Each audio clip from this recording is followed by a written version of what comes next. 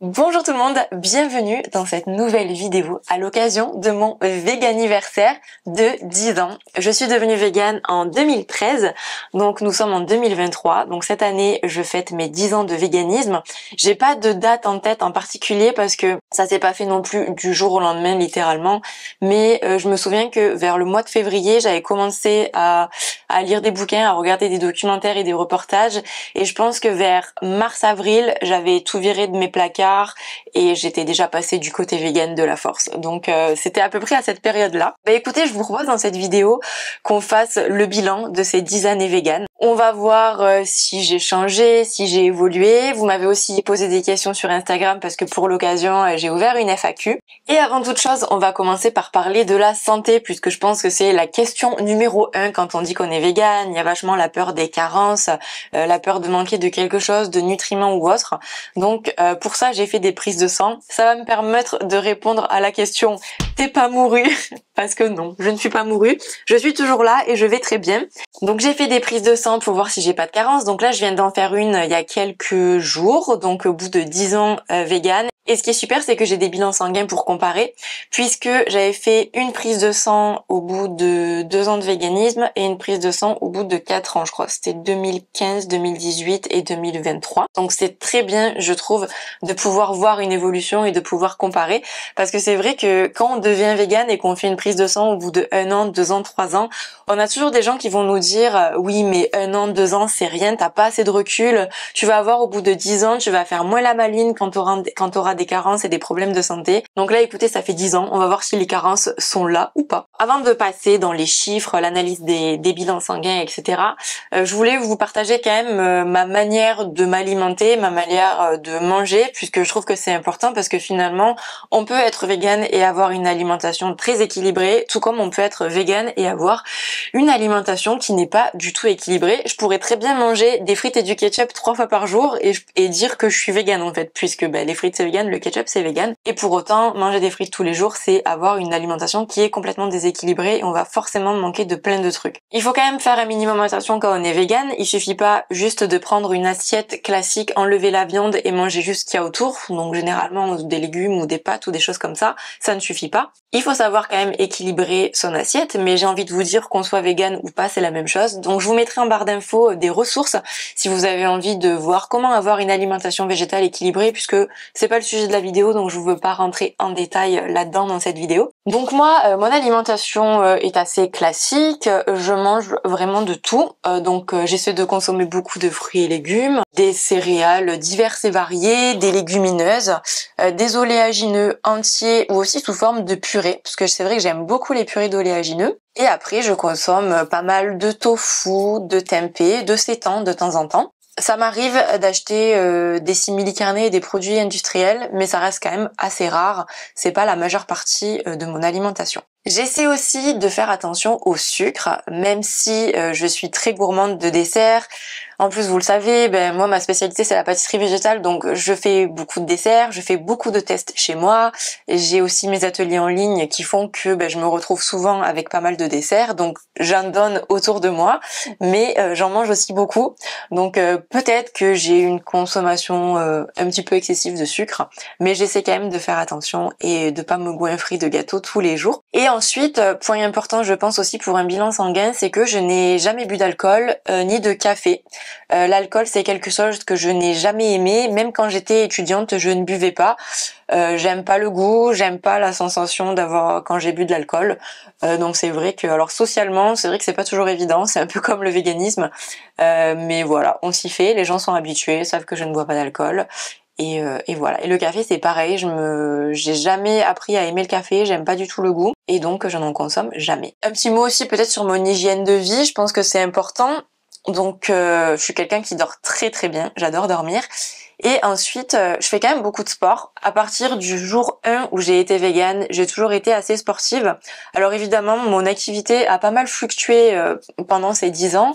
Quand je suis devenue végane, je faisais beaucoup de sport. Je faisais 5 fois 2 heures de taekwondo par semaine, donc ça faisait quand même 10 heures de sport, sachant que c'était une époque où j'étais vachement challengée par les compétitions, enfin je faisais pas mal de trucs dans mon club, et donc je m'entraînais très très souvent. Donc ça me faisait beaucoup d'heures de sport. Ensuite il y a eu le Covid. Le Covid, c'est vrai que j'ai beaucoup réduit mon activité sportive. J'essayais d'aller faire un petit footing tous les matins. Je courais pas beaucoup, je courais entre 6 et 8 kilomètres le temps d'écouter un podcast, ce genre de choses. J'essayais d'y aller tous les matins. Et j'ai la chance d'avoir un club de taekwondo qui est trop génial, et du coup pendant le Covid on s'est adapté et on avait quand même 2 entraînements par Zoom par semaine, donc ça permettait de garder le lien avec mon club et en même temps d'avoir une activité sportive en plus des petits footings que j'allais faire tous les matins. Et puis après le Covid, j'étais moins dans cet esprit compète et tout, donc là je suis à 3 entraînements de 2 heures par semaine. Donc voilà, ça fait quand même une bonne petite dose de sport. Après c'est vrai que comme j'habite à Paris, je marche beaucoup, et puis ça m'arrive quand je suis motivée entre mes séances de taekwondo d'aller courir sur les quais de Seine. Donc après je cours jamais très très longtemps, c'est toujours pareil, entre 6 et 8 kilomètres, histoire voilà de garder la forme entre mes entraînements. Donc j'ai une activité sportive assez régulière. Passons maintenant aux prises de sang. Donc vous allez voir, je vous affichais à l'écran à chaque fois la différence entre 2015, 2018 et 2023 qui correspondent aux dates des différentes prises de sang que j'ai fait depuis que je suis devenue végane. Donc ça permettra de voir à chaque fois sur les variables qu'est-ce qui a changé, qu'est-ce qui a évolué ou pas. Donc dans un premier temps, dans une prise de sang, vous avez tout le temps le bilan hématologie. Donc ça, je vois pas trop d'intérêt à vous partager ça, sachant que tout va bien, je suis au milieu de toutes les fourchettes, il y a aucun souci là-dessus, mais bon, je pense que ça n'a pas vraiment de lien avec l'alimentation, à part maladie grave ou quoi. Donc voilà, ça, sachez que tout va bien, il y a aucun souci. Ensuite, on va passer à tout ce qui est sodium, potassium et acide urique. Donc au niveau du sodium, normalement on a un taux de sodium élevé quand on boit pas suffisamment d'eau.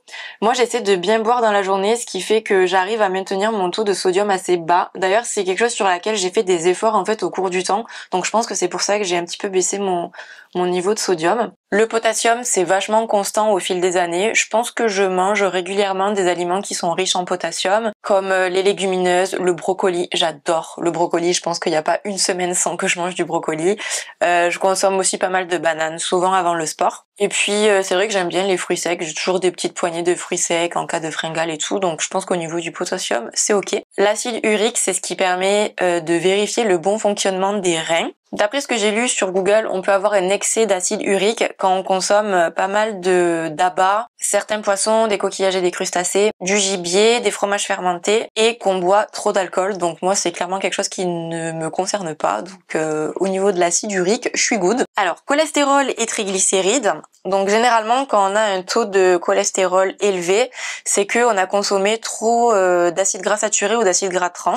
Donc ça, c'est des matières grasses qui souvent se trouvent principalement dans les produits d'origine animale, mais aussi dans les produits industriels. Et pour les triglycérides, si on a un taux de triglycérides qui est un peu trop élevé, c'est souvent qu'on a consommé trop de graisses d'origine animale, par exemple du beurre, mais aussi des viandes grasses, de la charcuterie, du fromage et encore et toujours de l'alcool. Et ce qui compte aussi, c'est le sucre. Donc le sucre qu'on peut trouver comme ça, mais aussi tous les sucres cachés qu'on peut trouver dans les sodas, dans les gâteaux, dans les jus de fruits en bouteille. Et puis globalement, tout ce qui est un peu sucre rapide avec un index glycémique élevé. Donc moi, je maintiens un taux de triglycérides qui est hyper bas, mais ça du coup, je pense que c'est parce que je mange pas du tout de graisse d'origine animale, vu que je suis végane. Et ensuite, sur le cholestérol, alors j'ai un cholestérol qui est bas, mais qui a augmenté au fil des années. Et en vrai, je pense que c'est parce que il y a eu l'apparition des produits véganes industriels. Et c'est vrai que j'en mange de temps en temps, et puis j'en mange aussi au restaurant. Je pense que ça peut être dû à ça, mais il y a aussi quelque chose qui peut fausser mon chiffre, c'est que quand j'ai fait cette prise de sang, j'étais pas vraiment à jeûne de 12 heures. J'avais mangé hyper tard le soir et je suis allée faire ma prise de sang le matin, donc je pense que ça peut avoir une petite influence sur mon cholestérol, mais je reste quand même dans la fourchette puisque normalement il faut avoir moins de 2,40 de cholestérol, je crois. Enfin bref, en tout cas, rien d'anormal. Alors ensuite, le fer. Alors j'ai eu des déboires avec le fer, mais en fait, c'était pas du tout à cause de mon alimentation. Au début, j'ai cru que je mangeais pas suffisamment d'aliments riches en fer en étant passée à une alimentation végétale. Et en fait, je me suis rendu compte que la cause de mes soucis de fer, c'était tout simplement un changement de contraception. J'ai eu une chute de fer en 2018. J'ai plus que diminué de moitié ma ferritine. Et en fait, c'était parce que je me suis fait poser un stérilet au cuivre. Et suite à la pose de ce stérilet, j'ai eu des règles, mais extrêmement abondantes. Je me vidais de mon sang tous les mois. Je remplissais des cups et des cups et des cups. Et je pense que c'est ce qui a déclenché ma carence en fer. J'ai retiré ce stérilet 2 ans après. Donc là, on est en 2023, donc ça fait 3 ans que j'ai plus mon stérilet. Et donc vous voyez, ça remonte, mais c'est quand même assez long. J'essaie de consommer des aliments qui sont riches en fer. J'essaie de les combiner avec des aliments qui sont riches en vitamine C pour faciliter l'absorption du fer. J'avais essayé, quand j'ai eu ma chute de ferritine, de prendre des compléments en fer. On m'avait prescrit du tardiféron, mais je crois que je l'ai pris quelques jours seulement et j'ai complètement arrêté parce que j'étais constipée, j'avais mal au ventre, ça m'a complètement détraqué ce médicament. Donc je me suis dit, je préfère faire remonter mon niveau de fer naturellement en enrichissant en fer mon alimentation. Et voilà, bon, ça porte ses fruits, mais c'est un petit peu long. Mais là ça va, je suis de nouveau dans la fourchette, même si je suis dans la fourchette basse, mais je pense qu'avec le temps ça va remonter aussi petit à petit. Donc pensez parfois, si vous voyez, surtout les femmes, on est plus sujettes aux carences en fer. Rappelez-vous que il y a d'autres choses que l'alimentation et parfois la contraception, ça peut aussi jouer. Ensuite, la vitamine B12. Alors là, c'est intéressant parce que donc la vitamine B12, on a un stock et si on ne se supplémente pas, ce stock baisse. Et en fait, je me suis pas supplémentée tout de suite dans les premières années de mon véganisme. Et donc, on voit qu'entre 2015 et 2018, mon stock de B12 a complètement chuté. Déjà, il n'était pas très très élevé de base. Mais en tout cas, il a chuté. À partir de 2018, j'ai commencé à prendre mes suppléments en B12. Et donc là, on voit en 2023 que je suis vraiment au top en termes de vitamine B12. Je suis vraiment dans la fourchette haute. Donc ça c'est nickel. Sachant que il me semble qu'on voit beaucoup mieux. En tout cas, les résultats sont plus fiables pour savoir si on a un bon taux de vitamine B12 quand on fait une analyse d'urine. Mais bon, je pense que on fait l'analyse d'urine quand on voit que dans le sang le taux est vraiment hyper bas. Là, ça me sert à rien. En fait, je vois que je suis dans la fourchette haute, donc analyse d'urine ou pas, je sais que c'est bon. Au niveau de la B12, je suis ok. Donc voilà, je pense que c'était les variables les plus intéressantes à regarder sur mon bilan sanguin. Donc je pense qu'il faut arrêter le mythe des véganes qui sont carencés, c'est totalement faux. Là, ça fait 10 ans, j'ai du recul, mon bilan sanguin est très bien. Il n'y a aucun souci avec l'alimentation végétale. Et d'ailleurs, il ne faut pas oublier que selon l'OMS, l'alimentation végétale est adaptée à tous les stades de la vie, aussi bien dans l'enfance qu'à l'adolescence, qu'à l'âge adulte, et y compris pendant la grossesse et l'allaitement. Et c'est pas moi qui le dis, c'est l'OMS. En tout cas, il faut arrêter avec cette idée reçue de véganes qui sont carencés. Quand vous regardez les rayons des pharmacies et des parapharmacies qui sont blindés en compléments alimentaires, est-ce que vous croyez vraiment que tous ces rayons ont été faits pour les 0,8% de véganes que nous sommes en France? Et honnêtement, avec tout ce que j'ai lu sur le sujet, croyez-moi, on peut avoir beaucoup plus de problèmes de santé en ayant une alimentation carnée qu'avec une alimentation végétale. Maintenant qu'on a vu mon bilan sanguin et qu'on a vu que j'étais toujours en bonne santé, je voudrais qu'on parle de l'évolution et de est-ce que c'était dur d'être végane. Vous m'avez posé des questions un petit peu par rapport à ça. Est-ce que c'était plus difficile de cuisiner végane il y a 10 ans? Et l'évolution entre quand tu as commencé et maintenant au niveau des produits végétaux. Pour moi, en fait, ça n'a jamais été dur d'être végane en pratique. En fait, c'est comme tout, on s'habitue et l'humain, il est capable de changer malgré le frein des habitudes. Et surtout, c'est facile quand on sait pourquoi on le fait. Ça facilite la tâche. Moi, justement, j'étais plus dans la découverte que dans la frustration parce que j'ai l'impression qu'il y avait vraiment un nouveau monde qui s'offrait à moi. Je découvrais énormément de nouveaux produits, j'apprenais une manière différente de cuisiner et en fait, je l'ai plutôt fait dans la joie et dans le plaisir plutôt que dans la frustration parce que vraiment, c'était une période extrêmement riche en découverte pour moi. Donc, je l'ai pas du tout mal vécu et j'étais plutôt très contente de changer. Après, Après, quand on fait les courses, ça demande quelques petits efforts supplémentaires, mais qui clairement ne sont pas surhumains. Donc ça demande de prendre les produits, les retourner et lire les étiquettes pour voir si c'est vegan. Ça demande aussi d'oublier certains rayons du supermarché et d'oublier beaucoup aussi de produits industriels, parce que c'est clair et net que la majorité des produits industriels que vous allez voir dans les supermarchés, ils sont pas véganes, à part quelques exceptions qui sont accidentellement véganes. Mais globalement, dans les produits industriels, il y a beaucoup de sous-produits animaux qui sont cachés, des poudres de lait, des trucs comme ça. Donc c'est vrai que globalement, ça demande d'être plus vigilant quand on fait ses courses, quand on va au resto, quand on mange en dehors de chez soi. Après, quand on cuisine, finalement, c'est assez facile parce que on achète des produits bruts et puis on les cuisine nous-mêmes. Je pense que là où ça devient plus compliqué, c'est quand on n'aime pas du tout cuisiner, qu'on n'a pas envie, qu'on veut que des plats préparés et que juste faire cuire des pâtes, c'est compliqué.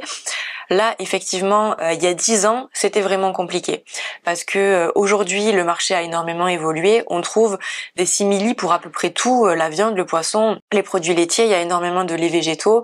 Il y a beaucoup aussi de yaourts. On a aussi des glaces végétales. Aujourd'hui, en fait, c'est facile d'être vegan, même quand on n'a pas envie de cuisiner, parce qu'il y a des alternatives pour tout. C'était pas le cas il y a 10 ans, ça c'est sûr, mais on pouvait toujours se débrouiller. Et c'est vrai qu'à l'époque, en termes de protéines végétales, à part le tofu, le tempeh et le seitan, on n'avait pas tout ce qu'on a aujourd'hui, les aiguillettes végétales, les steaks végétaux, on a même de la charcuterie végétale aujourd'hui, et ça c'est quelque chose qui n'existait pas il y a 10 ans, ça c'est clair et net. Moi je suis contente en fait d'être arrivée à un moment où finalement il fallait plus être débrouillard et chercher et tester des choses, parce que ça m'a permis en fait d'apprendre à cuisiner vegan avec des produits bruts, et peut-être qu'aujourd'hui avec tous les simili qu'il y a, j'aurais pas eu envie d'essayer le tofu, parce que c'est vrai que au début le tofu blanc, moi je trouvais ça un peu dégueu. La première fois j'ai mangé ça comme ça, je me suis dit what, mais qu'est-ce que je vais faire avec ça? Et finalement, je me suis rendu compte aussi en devenant vegan que nos goûts ils évoluent. Le palais évolue, le palais s'adapte. Si vous prenez un légume ou une céréale ou même du tofu, quelque chose que vous consommiez jamais avant, peut-être que vous allez pas forcément aimer la première fois que vous goûtez,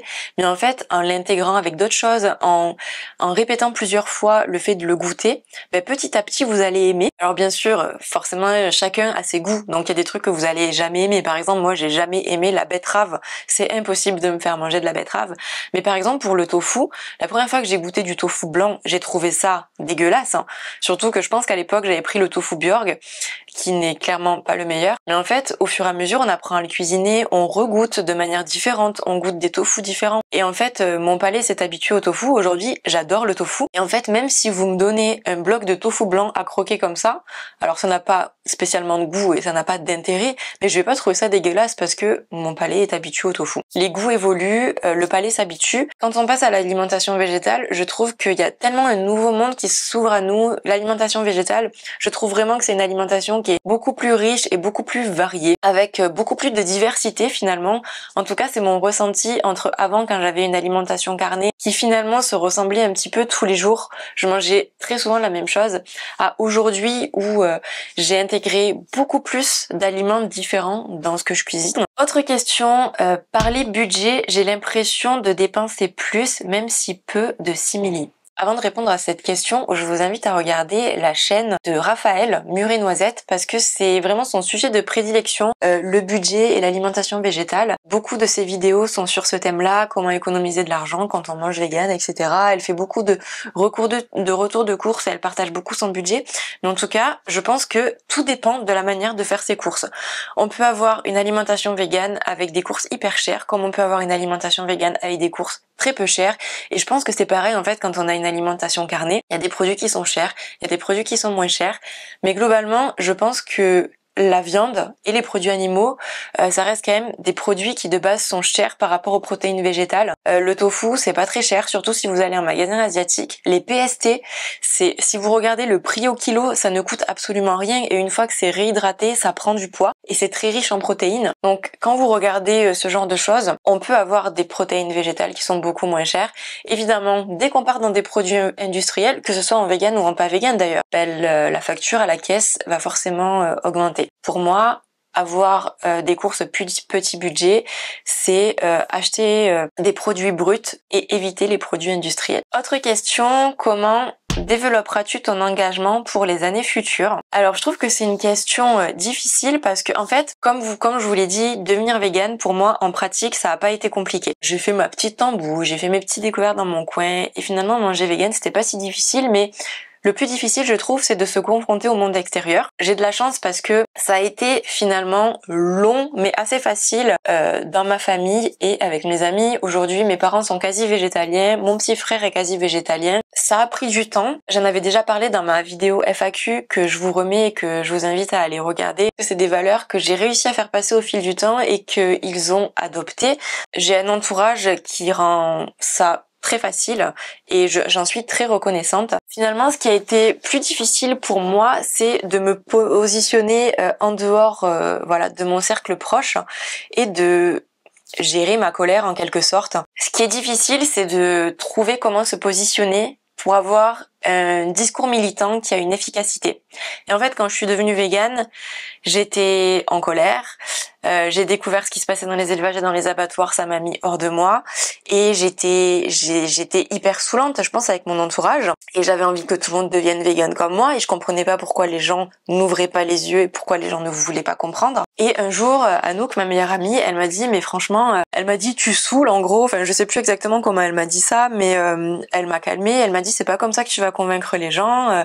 Laisse-leur le temps, fais-leur goûter des trucs bons et montre l'exemple. Et c'est comme ça qu'ils vont réussir à changer. Et donc, même si je bouillonnais à l'intérieur de moi, je me suis un petit peu calmée et aussi j'ai arrêté en fait de lire des bouquins sur le véganisme, de regarder des documentaires, de consommer plein d'informations à ce sujet. Maintenant que j'étais végane, je me disais que ça me servait à rien de continuer à regarder ce genre de contenu et que de toute façon je savais déjà ce qui se passait et qu'en plus le fait d'en regarder tout le temps, ça faisait que me mettre hors de moi, continuer à me mettre en colère et du coup m'énerver contre les gens en fait. J'ai eu une période d'accalmie et puis il y a quelques années, je me suis replongée dans des contenus. J'ai revu le discours de Gary Yourofsky, qui est l'un des contenus qui m'a le plus convaincue pour passer végane. Je me suis replongée dans des bouquins, il y a Flo qui m'a prêté Animal de laboratoire. J'ai lu l'été dernier La politique sexuelle de la viande, j'ai lu aussi À quoi pensent les poissons. Si ça vous intéresse, je vous mettrai toutes les références en barre d'infos, n'hésitez pas à aller voir. Donc j'ai reconsommé du contenu et puis je me suis aussi réabonnée à pas mal d'associations pour avoir du contenu qui arrive tous les jours sur mon feed Instagram,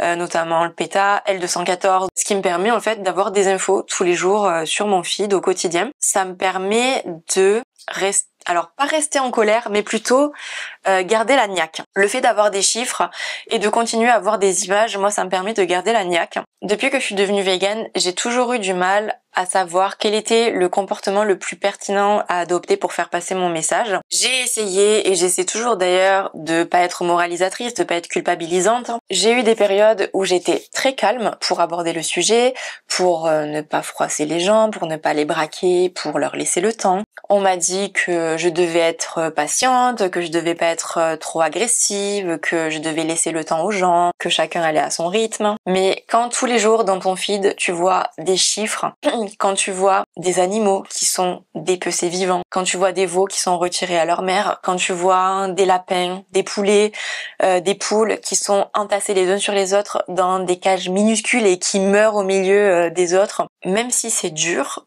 ça me permet de ne pas rester résignée et à ne plus accepter les fausses excuses ou les faux arguments. Quand je vois tout ça, je me dis que je peux pas fermer les yeux et je peux pas rester silencieuse dans mon coin, ne rien dire pour ne pas déranger et faire semblant en fait de comprendre les gens qui se trouvent des excuses. Et franchement, j'ai essayé de cultiver la bienveillance, mais vraiment j'en ai trop marre des gens qui placent la tradition de la gastronomie française au-dessus de tout, qui se regardent le nombril et qui placent aussi leur soi-disant santé mentale au-dessus de tout, comme si acheter des lentilles ou du haché végétal pour faire sa bolognaise était un effort surhumain qui portait atteinte à leur santé mentale. Et juste, je sature de voir l'égoïsme et l'indifférence des gens face à ce qu'on fait subir aux animaux. Donc on va dire qu'au fil des années, j'ai oscillé entre colère et accalmie pour pas froisser les gens. Évidemment, il y a des manières de faire passer les messages et je comprends tout à fait qu'on n'ait pas envie de se froisser avec ses parents, avec sa famille, avec ses amis.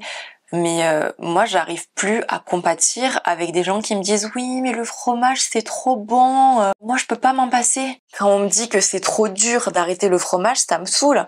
Et c'est pareil quand on me dit oh oui mais mon mascara il est vraiment trop bien, je peux pas switcher sur un mascara qui est non testé sur les animaux parce qu'il tient pas aussi bien, il fait pas le même rendu. En fait moi ça me saoule d'entendre ça parce que il y a plus difficile dans la vie que ne pas acheter de fromage ou changer de mascara quoi. Aujourd'hui je m'affirme plus, notamment sur mes réseaux sociaux et sur ma chaîne YouTube, parce que comme je l'avais dit dans ma vidéo FAQ, je me sens plus entourée et plus soutenue, notamment dans mon cercle d'amis et aussi dans mon couple. Donc je vais essayer de continuer à porter mon message via mon contenu, même si voilà, comme je vous dis, voilà, c'est difficile de se positionner, même encore aujourd'hui. Et d'ailleurs, pas plus tard qu'il y a 2 semaines, j'ai effacé une vidéo parce que j'ai été un petit peu trop brute, ça a pas été compris. Donc vous voyez, je suis encore en train de galérer avec ce positionnement dans le discours militant. Mais je vais continuer parce que les animaux, ils ne peuvent pas attendre. On en massacre des milliards chaque année, ça ne fait qu'augmenter, il faut absolument que ça change. Et il faut absolument que les gens ressentent ce sentiment d'urgence parce que là, on n'a plus le temps, il faut vraiment faire quelque chose. Et franchement, moi je suis quelqu'un de super optimiste dans la vie. C'est très rare que je sois down et que j'ai pas d'espoir, mais je vous avoue que des fois, quand je vois le comportement des gens, ça me mine vraiment le moral et j'ai l'impression qu'on va jamais y arriver. Pour répondre à la question, je vais continuer ce que je fais sur YouTube, mais c'est vrai que c'est toujours délicat, je trouve, de trouver cet équilibre entre ne pas être agressif, mais à la fois ne pas rester passif et ne pas être dans l'inaction. Mais voilà, c'est vrai que même au bout de 10 ans, j'ai l'impression que j'ai pas encore trouvé où mettre mon curseur. Ensuite, on va parler de mes regrets et de mes erreurs. Question, as-tu eu des doutes lors de ta transition ou même ensuite? Honnêtement, je n'ai jamais été aussi sûre de moi de toute ma vie. Je ne reviendrai jamais en arrière. J'ai beaucoup évolué sur ma façon d'en parler, sur ma façon de transmettre, mais ce qui est sûr, c'est que c'est la meilleure décision que j'ai prise de toute ma vie. Quelles erreurs as-tu fait, ce que tu regrettes de ne pas avoir fait avant? Alors ma première erreur, ça a été de ne pas me supplémenter tout de suite en B12. En fait, je lisais des trucs qui n'étaient pas des bonnes sources et donc je pensais que prendre de la spiruline de temps en temps c'était suffisant, alors que pas du tout, puisque la B12 qui est contenue dans la spiruline n'est pas assimilable. Il y a un site qui est trop bien pour la B12 qui s'appelle Vive la B12 que je vous mettrai en barre d'infos. Il y a toutes les infos concernant la B12 dessus. Et d'ailleurs, petite information que beaucoup ne savent pas, c'est que quand vous avez une alimentation végétarienne ou végane, vous pouvez demander à votre médecin traitant de vous prescrire de la vitamine B12 et c'est remboursé par la Sécu. Donc ça se présente sous forme d'ampoule à diluer dans de l'eau. Donc c'est vrai que le format est pas extrêmement pratique, mais si vous n'avez pas envie de mettre ce budget dans des compléments alimentaires, sachez que c'est possible d'avoir une vitamine B12 qui est remboursée. Et donc c'est des petites ampoules à prendre une fois par semaine, diluées dans de l'eau. Autre erreur que j'ai faite, c'est vrai que c'est quelque chose dont je me suis rendu compte assez récemment grâce à Flo, parce que Flo il est assez consommateur de contenu muscu, sport et tout ça, et il m'a tenu un discours sur les protéines dont je m'étais pas rendu compte, parce que en fait quand on fait du sport, on a besoin de manger plus de protéines, donc ça c'est connu. Et en fait, je me suis rendu compte que j'en mangeais peut-être pas assez, sachant que j'ai quand même une activité sportive régulière, donc j'ai besoin de plus de protéines que si j'étais sédentaire. Et en fait, en calculant la quantité de protéines dont on a besoin par kilo en fonction de son activité physique, je pense que j'étais assez en dessous ces dernières années. Normalement, il nous faut entre 0,8 et 2,2 grammes de protéines par kilo qu'on fait du coup de notre corps par jour. Donc admettons, si on a un poids de 60 kg, ça veut dire qu'il nous faut entre 48 grammes et 132 grammes de protéines par jour. Et finalement, quand on regarde en fait les quantités de protéines qu'on a dans les protéines végétales, on se rend compte que parfois pour atteindre ce quota, faut quand même pas mal manger. Donc par exemple, alors le truc le plus riche en protéines, c'est la spiruline. Il y a 65 grammes de protéines pour 100 grammes, sauf que en réalité la spiruline, si vous prenez un peu de spiruline, c'est une cuillère à café, vous allez pas vous prendre 100 grammes de spiruline. Donc en vrai, ça c'est un truc que j'ai un peu éliminé. Alors ok, c'est cool, c'est un peu dans un smoothie, mais je le compte pas dans mes apports quotidiens.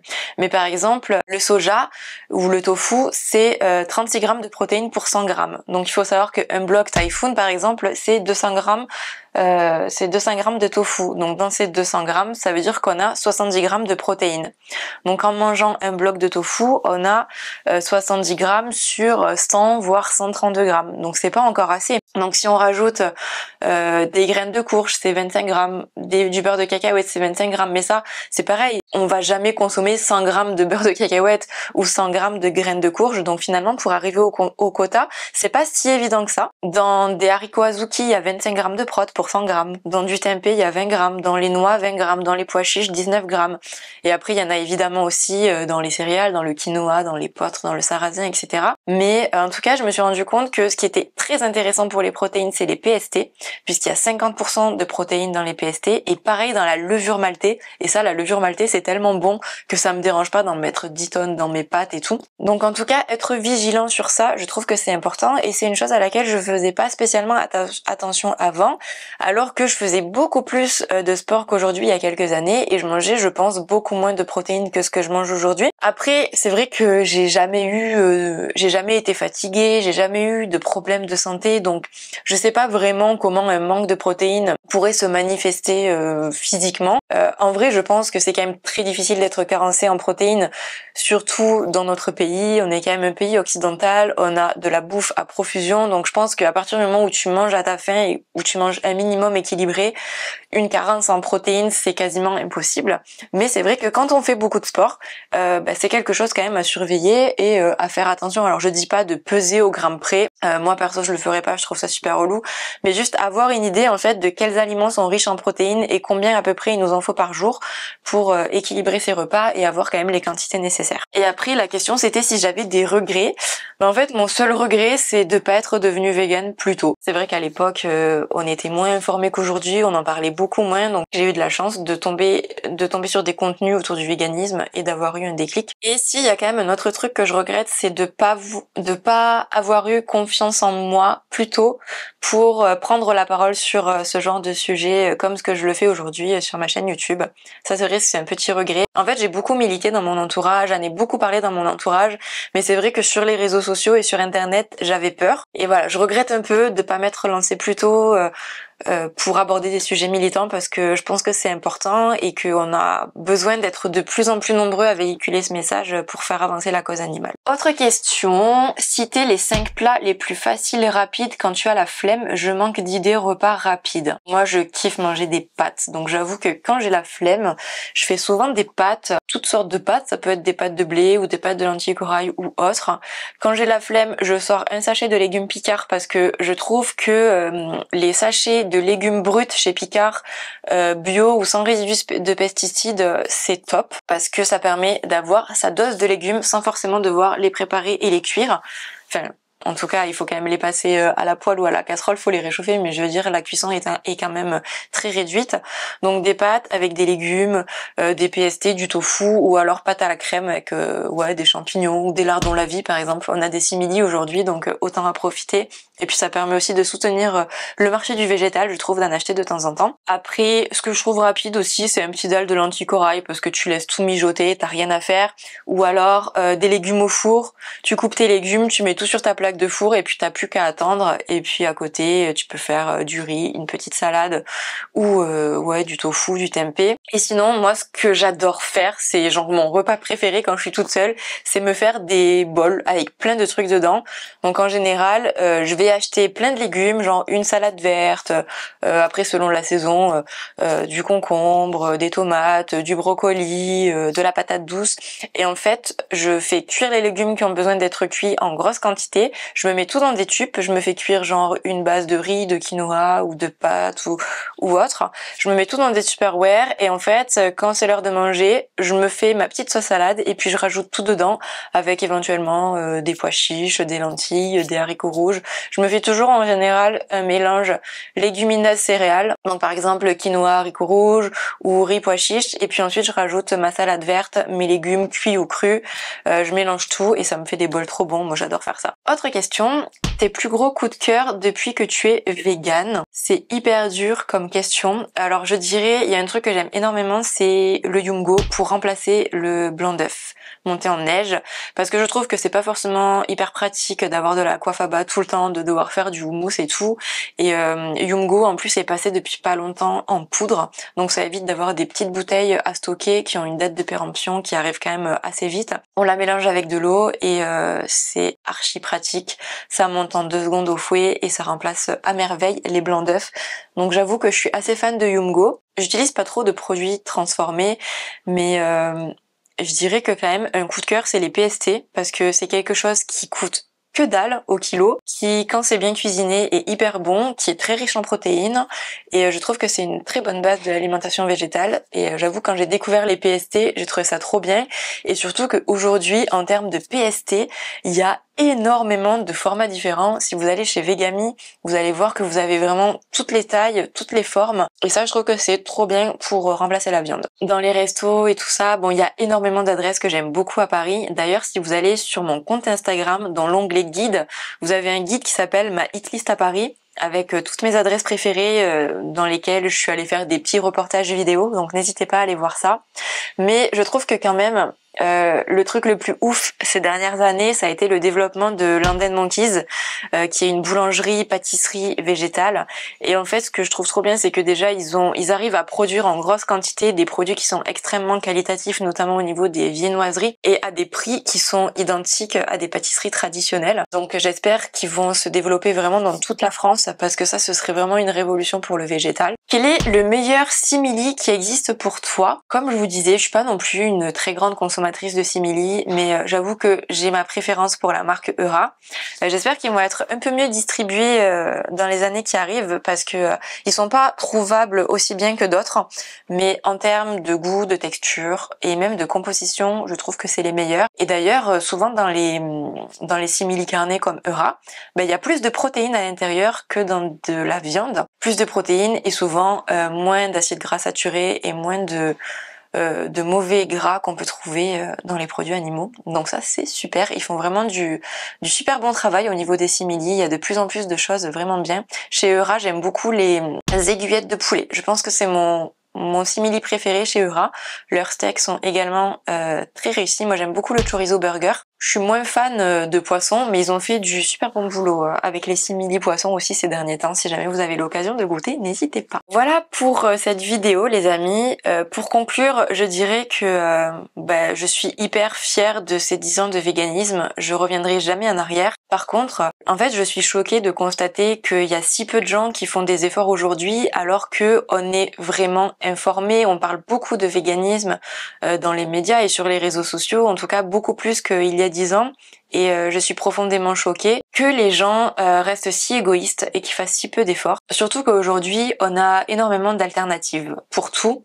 Et surtout, on vit dans une société où il y a vraiment de la bouffe à profusion et on peut trouver des alternatives pour tout sans se priver. Il y a des personnes qui sont informées, qui ont le temps, qui ont les moyens financiers et qui ne bougent pas le petit doigt. Il y a des personnes qui choisissent par facilité et par confort social de continuer cette exploitation des animaux. C'est triste de savoir qu'on est minoritaire dans cette société et que finalement on est si peu à avoir ce discours de défense des animaux. J'espère que ça va changer et qu'on sera de plus en plus nombreux à devenir vegan, à diffuser ce message et à faire avancer la société pour qu'on arrive un jour à mettre fin à l'exploitation de ces milliards d'animaux. Merci à vous toutes et tous de me suivre sur YouTube, de me suivre sur mes réseaux sociaux. Si cette vidéo vous a plu, n'hésitez pas à mettre un petit pouce en l'air comme d'habitude, à me laisser un petit commentaire, même juste un petit cœur pour le soutien, ça fait toujours plaisir, à vous abonner à la chaîne aussi et à activer la cloche pour ne pas rater les prochaines vidéos. Merci d'avoir regardé cette vidéo jusqu'au bout et je vous dis à la semaine prochaine pour une nouvelle vidéo. Bye!